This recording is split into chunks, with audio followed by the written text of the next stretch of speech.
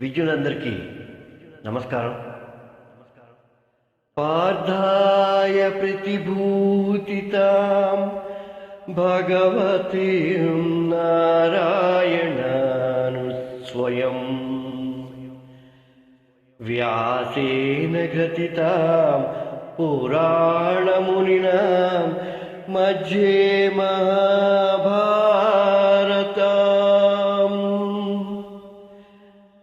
అద్వైతామృతవర్షిణీం భగవతీం అష్టాదశాధ్యాయినీం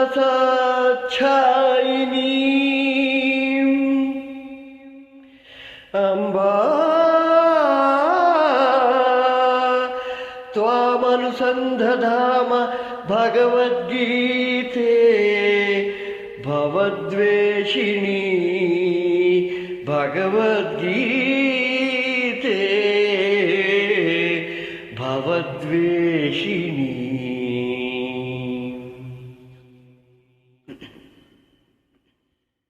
మరొక్కసారి అందరికీ నమస్కారం.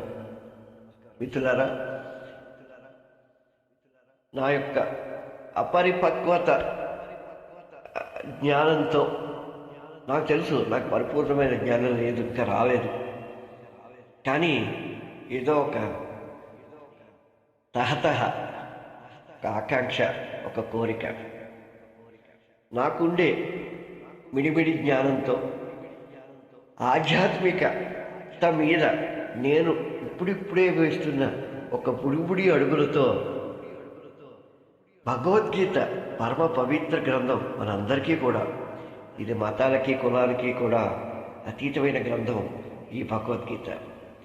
భగవద్గీత మీద నాకు తెలిసి నేను అర్థం చేసుకున్న విషయం, ఒక చిన్న పిల్లాడు చెప్తే ఎలా ఉంటుందో పెద్దలు, యోగులు, మహామునులు, చాలామంది అన్ని దేశాలకు చెందిన వారు కూడా ఈ పరమ పవిత్ర గ్రంథాన్ని తాము అర్థం చేసుకున్న రీతిలో మరి ట్రాన్స్లేట్ చేసి చెప్పడం జరిగింది.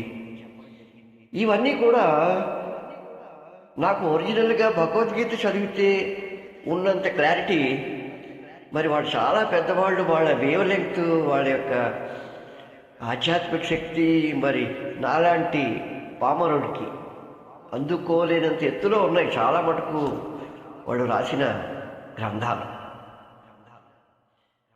మరి ప్రపంచంలో సొసైటీలో చూసుకుంటే అందరూ మరి నాలాంటి వాళ్ళ సంఖ్య ఎక్కువ. అదొక పుస్తకంగా భావిస్తున్నాం. మనిషి వెళ్ళిపోతే భగవద్గీత పెట్టుకుని వింటున్నాం. మా రాజమండ్రిలో అయితే మహానుభావుడు పట్టుపొగల వెంకట్రావు గారని, ఆయన అందరికీ తెలుసు రాజమండ్రిలో, ఎందుకంటే అందరికీ ఆయన యొక్క అవసరం ఉంటుంది. కారణం ఏంటంటే ఆయన రాజమండ్రిలో మహాప్రస్థానాలను రెండు చక్కగా నిర్వహిస్తున్న మహా వ్యక్తి ఆయన. ఎవరైనా దేహాన్ని విడిచి వెళ్ళిపోతే బంధువులు పట్టుపొగల వెంకట్రావు గారికి ఒక ఫోన్ కొడితే చాలు, చక్కటి భగవద్గీత ఘంటసాల భగవద్గీత పెట్టి వాహనం చక్కగా సాధారణంగా సగౌరవంగా మరి చివరి ప్రక్రియ కోసం సాగనంపేందుకు ఆయన పంపిస్తాడు వాహనం. మరి చెప్పొచ్చేది ఏంటంటే మా పట్టుపొగల వెంకట్రావు గారు కూడా భగవద్గీత పెట్టే పంపిస్తారు. నాకు 2-3 సార్లు ఆ వాహనంలో మరి నా ఆప్తులు పోయినప్పుడు నేను వెళ్ళడం జరిగింది. నాకు చాలా ఆశ్చర్యం వేస్తుంది. యాక్చువల్లీ అప్పుడు ఆ జీవితం అయిపోయింది, అక్కడ శవం అయిపోయింది. అక్కడ శవం అతని వినికిడి శక్తి ఉండదు, ఆత్మ ఉంటుంది అంతే. ఆత్మకి అన్నీ తెలుసు, బాడీకి తెలియదే. యాక్చువల్గా భగవద్గీత అనేది చచ్చిపోయినప్పుడు శవంతో కాదు, మనం బతికుండి శవంగా మారేదాకా ఉండే దశలో మనం నేర్చుకునే జీవన సారం, వేదాంత సారం, ఆధ్యాత్మిక సారం అన్నీ కలిపి ఉండేదే ఈ పరమ పవిత్ర భగవద్గీత అంతరార్థం అని నాకు ప్రగాఢ విశ్వాసం, నమ్మకం కూడా. నా చిన్నతనం నిన్నే మొట్టమొదటి వీడియో ఒకటి, ఒక ఇంట్రడక్టరీ కింద సాంఖ్యయోగం నాకు చాలా ఎక్కువగా ఇష్టమయ్యే సాంఖ్యయోగంలో జస్ట్ లీలామాత్రంగా చెప్పడం జరిగింది. 63వ శ్లోకం, 62, 63 శ్లోకాలు అనుకుంటా. సో 1969లో నేను అప్పుడు ఎన్నో క్లాస్, ఐదో క్లాస్ అనుకుంటా.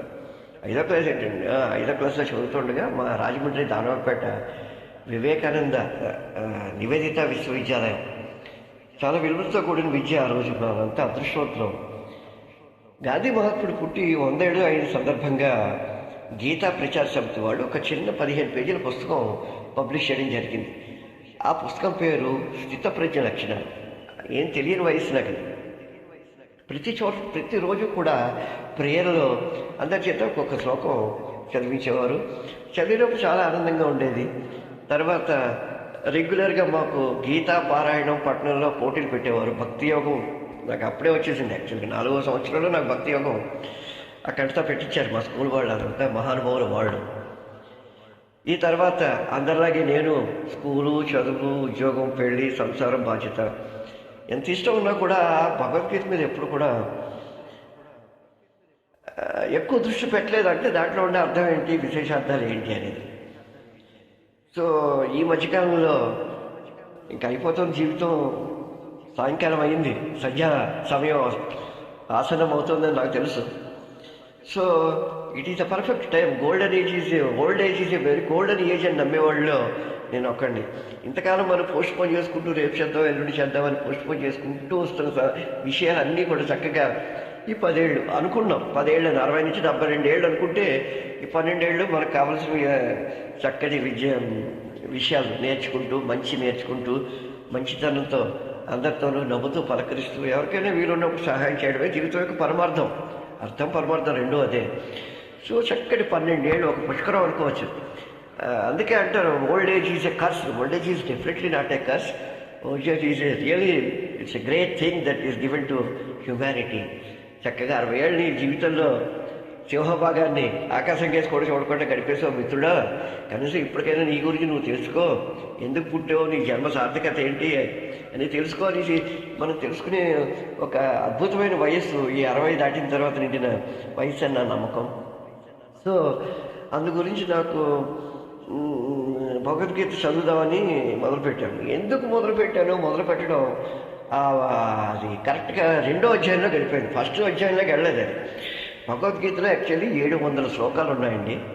700 శ్లోకాలు, 18 అధ్యాయాలు ఉన్నాయి.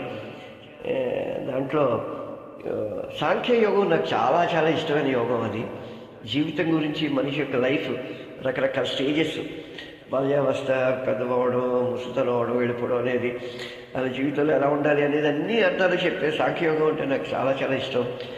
ఒక్కసారి భగవద్గీత అలా ఓపెన్ చేయగానే మన తెలియకుండానే సాంఖ్యయోగంలో గడిపోయింది. అది చాలా చాలా మనశ్శాంతి, మానసిక ప్రశాంతత.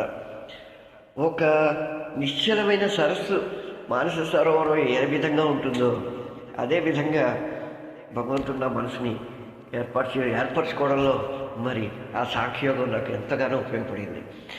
ఒక్కొక్క యోగం, ఒక అధ్యాయాన్ని ఒక్కొక్క యోగం అంటాం మనం. మహాభారతంలో ఇది కూడా ఒక భాగమే ఇది. సో అర్జున్ విషాద యోగం నుంచి, అర్జునుడు కూడా పాపం మనిషే, ఆయనకి తెలియదు భగవంతుడు, కృష్ణుడు భగవంతుడు విశ్వరూప సందర్శనం వచ్చేదాకా కూడా మరి అర్జునుడు కూడా తెలియదు. మనిషే వచ్చి ఎక్కువ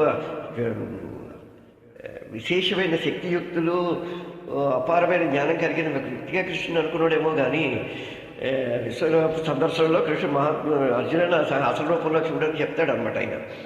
సో ఇంతటి అద్భుతమైన భగవద్గీత గురించి నాకు తెలుసున్న భాషలో, నాకు అర్థమైన చిన్న చిన్న పదాలతో కొన్ని ముఖ్యమైన శ్లోకాలు తీసుకుని అర్జున విషాద యోగం నుంచి ఆఖరణ ఇదేంటి మోక్ష సన్యాస యోగం దాకా కూడా కొన్ని శ్లోకాలు అన్నీ అంటే నా తహతకి, నా శక్తికి మించిందని నాకు కూడా తెలుసు. నేను అర్థం చేసుకున్న శ్లోకాలు మీ అందరికీ అందిద్దామని ఉద్దేశంతో ఈరోజు నేను ప్రారంభించడం జరిగింది.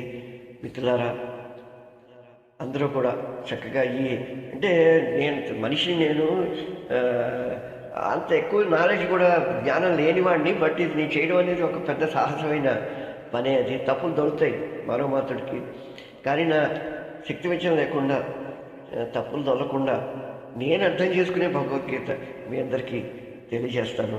దయచేసి అందరూ వినండి, అందరి చేత చూపించండి, చూడండి. నా ఛానల్ దయచేసి సబ్స్క్రైబ్ చేయండి. శ్రీనివాస్ అయ్యగారి.